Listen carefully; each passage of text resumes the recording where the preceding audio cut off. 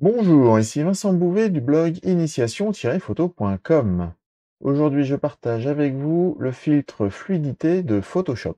Nous voici dans Photoshop avec le portrait d'une jeune femme que l'on va légèrement modifier avec le filtre fluidité. Alors, pour commencer, le filtre fluidité est extrêmement puissant, mais surtout extrêmement sensible. Et autant on peut aller faire, des belles retouches qui vont corriger, des petits défauts, au niveau des modèles, qu'on peut, aller carrément jusqu'à faire de la caricature et vraiment dans les cas extrêmes, faire vraiment n'importe quoi. Donc, attention, à la maîtrise de cet outil qui, de manière générale, s'utilise de façon extrêmement légère et petit à petit avec de très, très faibles modifications. Lorsque l'on a ouvert notre, photographie, le mieux est de travailler sur un objet dynamique qui permettra de revenir sur les modifications au fur et à mesure si on a été un petit peu trop fort, pas assez ou ces choses.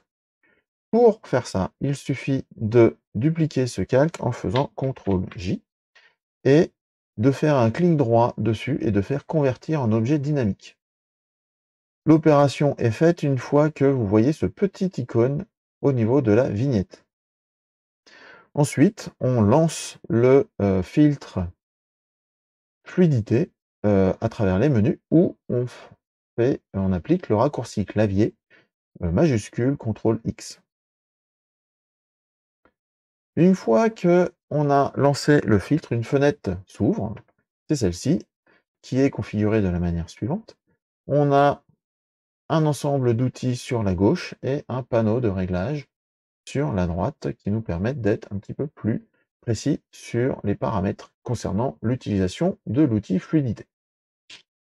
Pour commencer, on a l'outil doigt qui correspond à une fonctionnalité, un pinceau qui vient déplacer des points.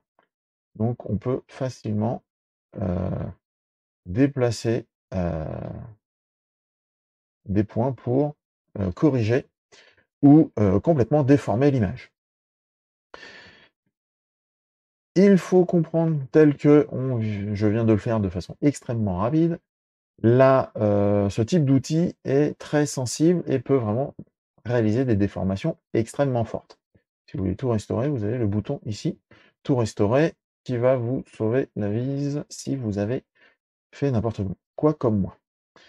L'idée, c'est dans les paramètres qui seront les mêmes pour tous les outils quasiment, c'est la taille de l'outil. Donc, comme dans Photoshop, vous faites Alt, clic droit et gauche droite, vous bougez la taille de l'outil. Et vous avez l'outil pression où vous allez réduire et vous voyez que la tache rouge à l'intérieur est plus ou moins étendue. Et quand vous êtes à 100%, vous avez une tache rouge qui est très forte. Typiquement, ce type d'outil va permettre de modifier de façon très subtile, et j'attire votre attention sur le très subtil pour ne pas faire n'importe quoi. Par exemple, on va travailler un petit peu le nez de la personne. Alors, on a l'outil loupe qui permet de grossir dessus.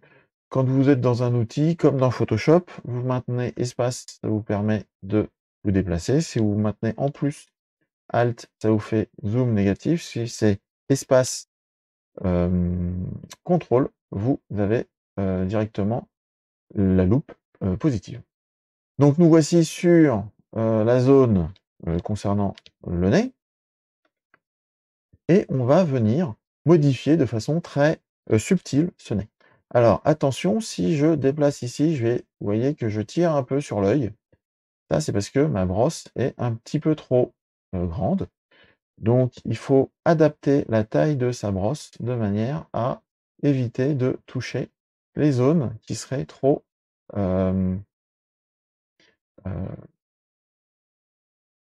à proximité et qui ferait que on viendrait déformer des zones que l'on ne souhaite pas. Ici, pour remonter le nez, on ne va pas utiliser une brosse trop longue, trop grande, pour pas toucher la main. Donc je continue, j'essaye de faire un petit nez un petit peu arrondi et j'affine un petit peu ce nez.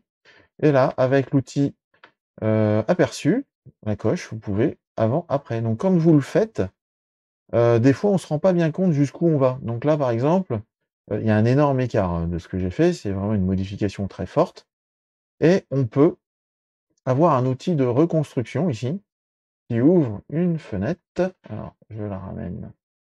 Donc avec cet outil fenêtre, en fait, on vient reconstruire progressivement le, la déformation. On trouve un point d'équilibre qui permet de régler la modification que l'on a fait. Donc ça, c'est intéressant si on a été un petit peu trop loin et qu'on juge qu'on a été un petit peu trop loin. Voici pour ce qui est la modification de l'image au niveau du nez. Ensuite, nous avons cet outil qui permet aussi de déconstruire ce que l'on a fait. Donc juste en peignant, on vient remettre à l'état initial la déformation. Et c'est une sorte d'annulé, de pinceau annulation. Et ça, c'est intéressant puisque ça permet aussi de limiter de façon très progressive la modification que l'on peut faire, et là de façon plus localisée que l'outil reconstruction qui concerne l'intégralité de l'image. Donc là, je réduis le nez, hop, hop, hop. Je remets ça à peu près. Donc là, ça me semble comme ça pas si mal, sauf que je me dis c'est un peu fort.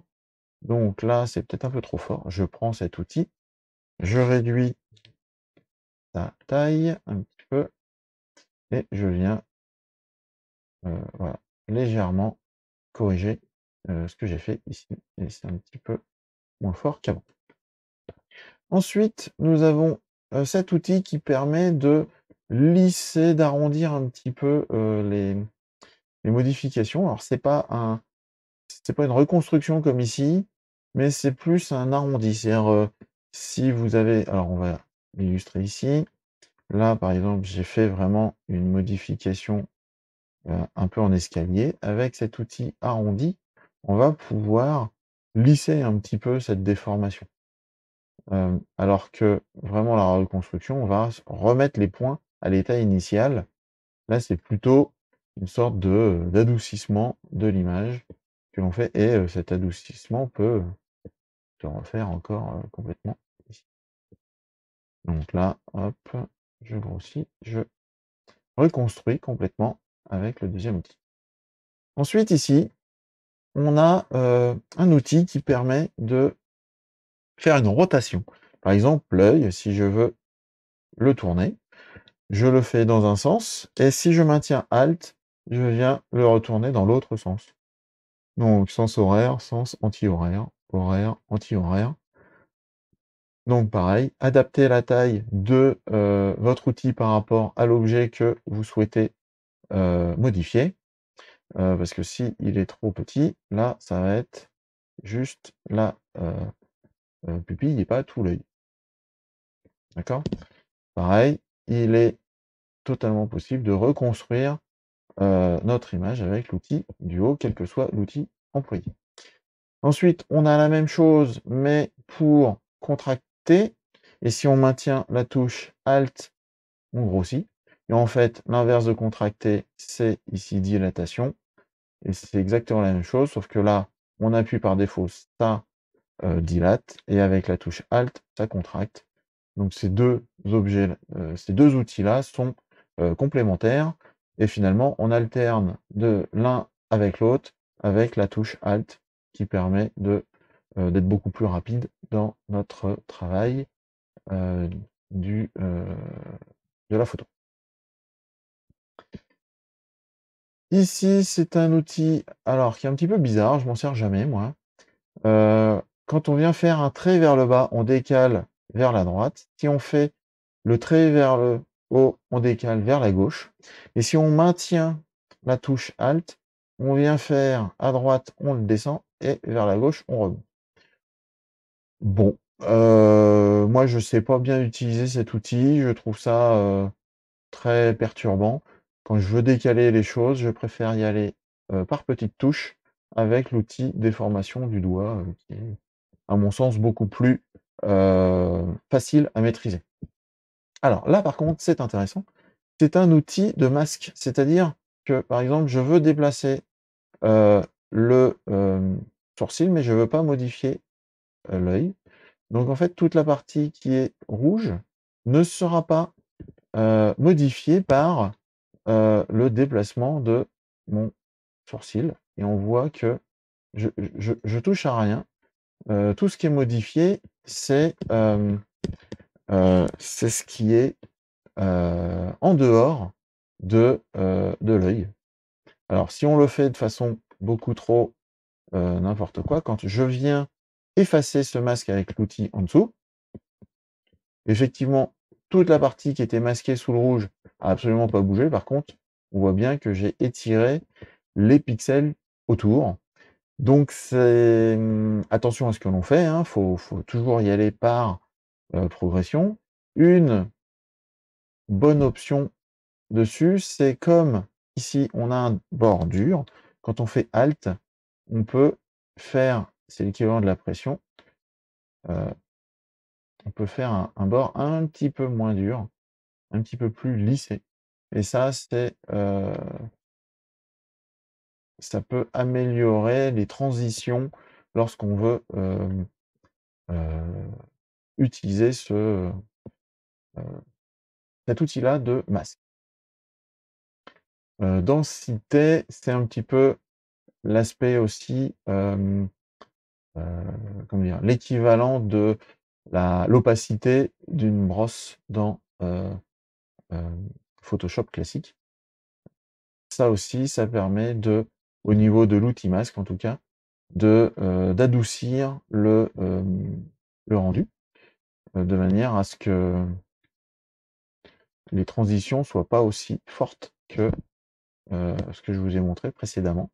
Donc là, par exemple, j'ai repris mon œil là et je refais mon objet d'enlever. On voit que ça déplace légèrement la partie, hem, la partie masquée puisque le masque en fait, il est pas, totalement opaque et ça permet d'avoir une meilleure, hem, heu, douceur à travers la déformation.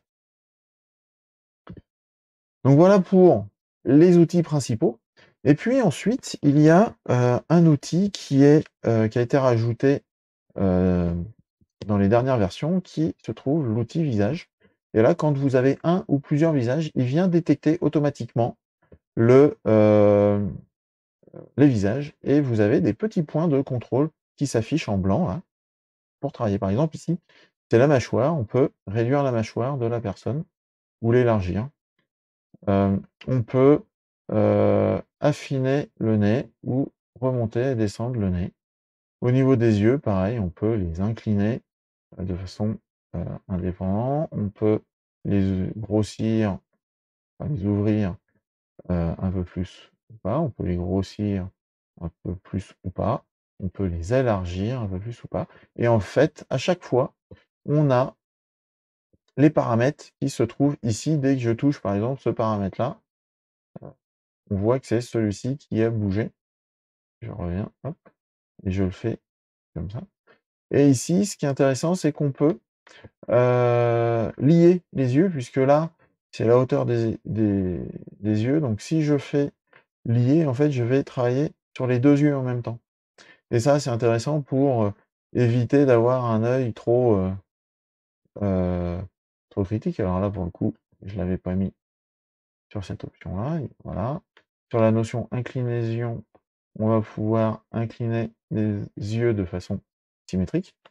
Ça, c'est en jouant avec les petites chaînes pour lier ça. Vous avez la même chose pour le nez ici, la hauteur, la largeur. Vous avez la même chose pour la bouche. Alors là, c'est peut-être pas la meilleure des photos qu'il faut, mais on peut faire sourire ou pas sourire. Hem, on peut modifier la lèvre supérieure ou inférieure. ou inférieur, enfin toutes ces choses-là, ainsi que à travers les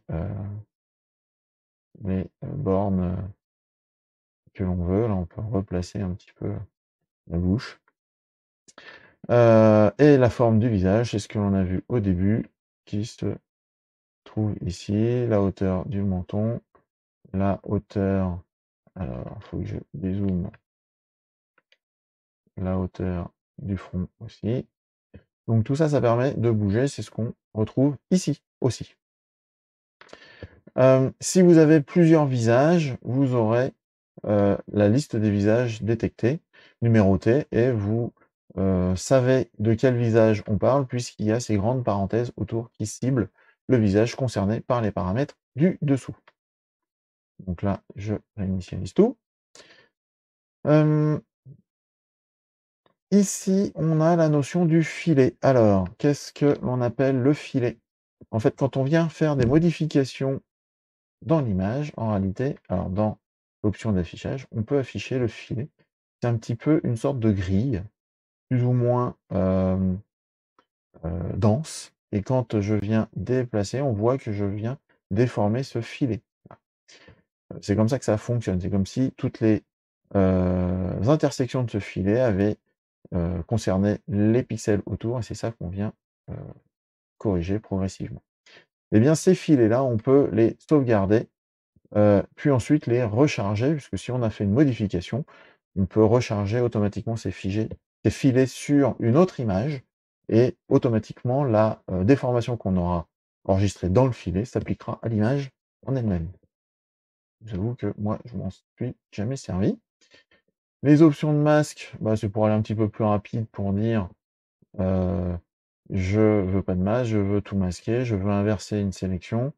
Par exemple ici, hop, je prends le masque, je fais ça, et en fait je viens inverser les sélections rapidement. Voilà un peu la façon un peu rapide pour faire ça. Ça, c'est les intersections. Je trouve pas ça très pratique à utiliser.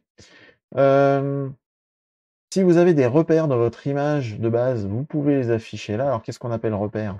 Je reviens ici, c'est par exemple, vous voulez aligner ici les yeux et garder une horizontalité au niveau de la photo. Je reviens dans mon filtre, et ici, je peux faire afficher ces repères là directement dans la photo. Et ça, c'est intéressant pour justement savoir recaler.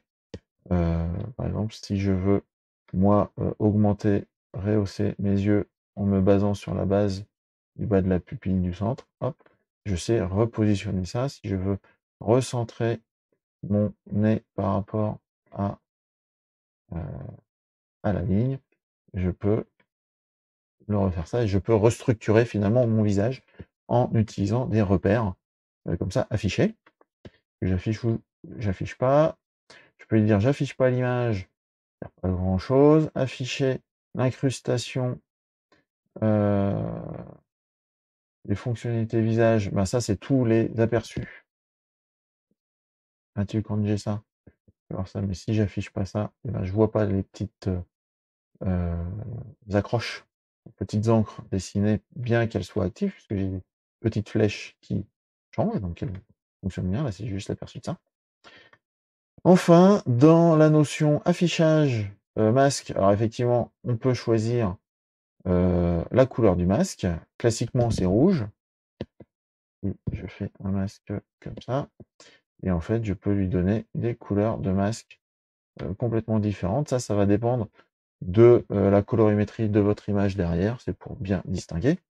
Et enfin, on peut jouer avec les fonds, c'est-à-dire par exemple, alors je reviens là, si je prends CTRL J et je fais une inversion de l'image horizontale par exemple, voilà, et je valide. Donc là, typiquement, j'ai d'un côté l'image d'un côté et l'image de l'autre. Je reviens ici, je reviens dans mon... Et donc là, par exemple, on peut lui dire qu'on affiche l'arrière-plan copie, et je peux mettre un mode de fusion, ce qui peut permettre de aussi d'afficher un repère sous forme d'image, et vous venez remodifier un petit peu les images. Par exemple, vous vous basez sur, un dessin et avec un effet de transparence, vous pouvez, venir ensuite, déplacer, heu, le nez de manière à peut-être revenir à, comment dire? Heu, rendre, un petit peu plus, heu, symétrique un visage, par exemple. Et là, quand on vient faire ça, on voit quasiment que les yeux sont à la même place. C'est hem, un petit peu l'orientation et donc on peut jouer un petit peu avec ça. Ça, c'est avec les options d'arrière-plan que l'on met et là, on affiche tous les plans, toutes les images, pas en mode fusion. Bref, faut jouer un petit peu avec ça pour, avoir cette, notion de, vision d'arrière-plan. Si vous ne l'avez pas, eh ben, en fait, on vient uniquement travailler sur le calque actif. Voilà, nous avons vu, rapidement toutes les options de l'outil fluidité dans Photoshop. Hem, donc j'attire vraiment votre attention sur le fait que cet outil peut vraiment modifier et gâcher votre image si vous l'utilisez de façon beaucoup trop forte.